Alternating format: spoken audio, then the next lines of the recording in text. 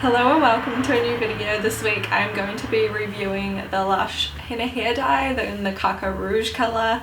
I recently dyed my hair with it and I got a lot of comments on our last video where I kind of showed it for the first time on YouTube, so I thought today I'd go through my experience and how I found the product and how to use it and everything like that. So if you're new here, remember to subscribe to our channel. My sister and I are from New Zealand and we make videos about lifestyle and beauty and travel, so if you'd like to see more of those, definitely check out some of our other videos after. So today, let's get into the hair. So my starting point of hair colour was quite like an ashy brown. I've never actually dyed my hair before other than this henna, so it was completely virgin hair. And as you can see, it's not super gingery red like a lot of the people on YouTube have. I think because they started with a much lighter base hair color, so if you're starting with a dark brown hair color, you're not going to get a super bright aerial red or anything, which I actually kind of like. I think it looks really natural, and in the sunlight it definitely picks up a lot of the red tones, which I'll put in here as like a example of what it looks like in the sunlight, which they do say on the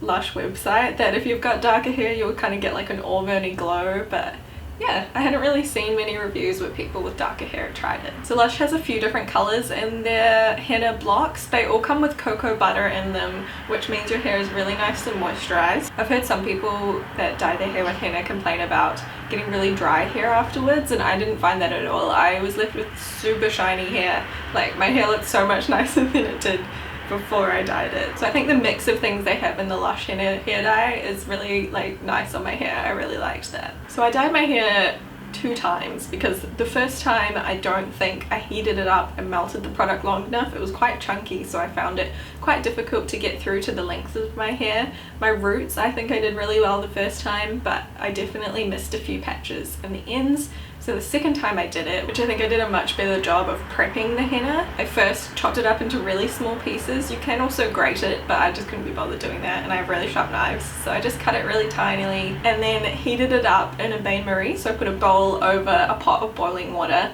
and then put some boiling water into it. On the instructions they say to add boiling water, but definitely add way more than you think. The second time I added so much more water and it was much easier to apply. You also have to heat it for quite a long time. It also helps with the amount of dye release that comes out, so the second time I ended up heating it for about 30-40 minutes. They say you can heat it for up to an hour in there, so be patient, you will get a better result if you heat it for longer. Now this is a messy process to apply, so definitely cover all the surfaces in your bathroom. They recommend using newspaper, but I actually don't get a newspaper, so I would have had to buy a newspaper just to use it. So I used some old shirts just on the floor to cover it. Lush also recommends putting some like Ultra Balm or Vaseline around your hairline before doing this so that the henna doesn't stain around your face and ears and things. I didn't have any, so I didn't do it, and I just wiped it off after I'd applied it, and I didn't find I got any staining at all. And also I didn't mind that much if I was a bit orange for a few days, you know, it's okay. So you're gonna want to use rubber gloves for this because, as I said, it can stain your skin really reddy orange. Yeah, I just started applying it to my roots. When you see the henna in its liquidy form, you start to understand why the product is called caca. It kind of looks like poop or mud or something, and it kind of is the texture of poop. If you've ever picked up dog poop, yeah. So you apply that to your head.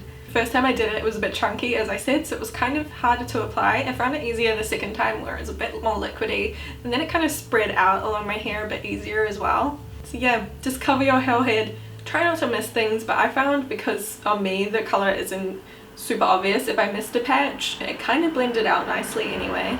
And then you can wrap your hair in some saran wrap. I just used the shower cap because I kind of wasn't wanting to buy Glad wrap to go and dye my hair, so apparently the Glad wrap kind of traps more heat in and gets it warm and then more dye comes out, but I still had a good result just from my good old trusty reusable hair cap. And they recommend leaving it on for 2 to 4 hours.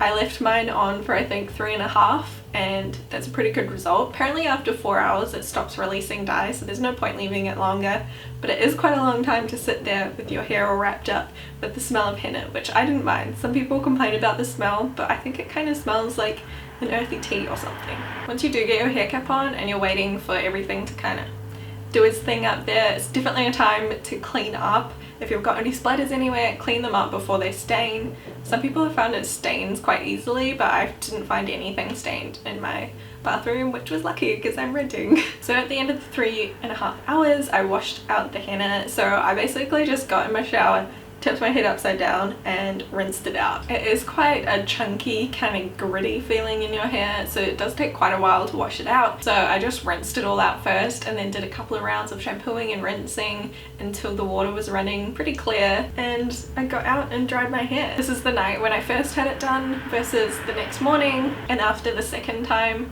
So they looked pretty similar in between the two, but I did feel like I got a few more of the bits in here. I did use the whole block for my hair. I have pretty thick hair, as you can kind of see. I used 4 in the first round and 2 in the second round, so if you have pretty thick hair, I'd probably advise using the whole block if it's like this length or longer. But if your hair is thinner, you might be able to get away with like 3 blocks and then you can get 2 uses out of your block. It was definitely easier to wash it out the second time when I'd like smoothed it out and thinned it out a bit more with water.